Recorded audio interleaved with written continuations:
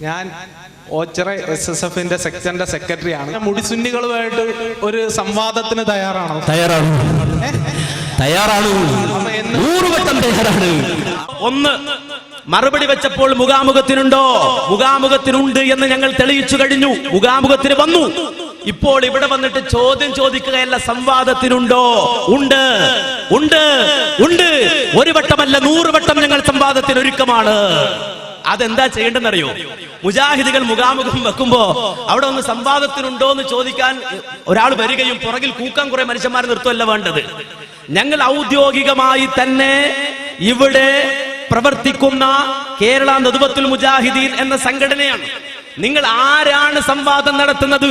അത് മുടിസുന്നിയാണെങ്കിലും, ഇനി അതല്ല ദക്ഷിണ കേരള സുന്നിയാണെങ്കിലും, അതല്ല EK സുന്നിയാണെങ്കിലും, അവർക്ക് കൃത്യമായി അവരുടെ ലെറ്റർ ഹെഡിൽ എഴുതുകയും ഞങ്ങളുടെ സംഘടനയ്ക്ക് കൈമാറുകയും ചെയ്താൽ ഞങ്ങളുടെ സംഘടന കൃത്യമായി തന്നെ അവർക്ക് മറുപടി കൊടുക്കും. ആ മറുപടി സംവാദ ചർച്ചയിലേക്ക് പോകും. ആ ചർച്ചയിലൂടെ കാര്യങ്ങൾ മനസ്സിലാക്കാൻ സാധിക്കും. സംവാദം അങ്ങനെ നടക്കും.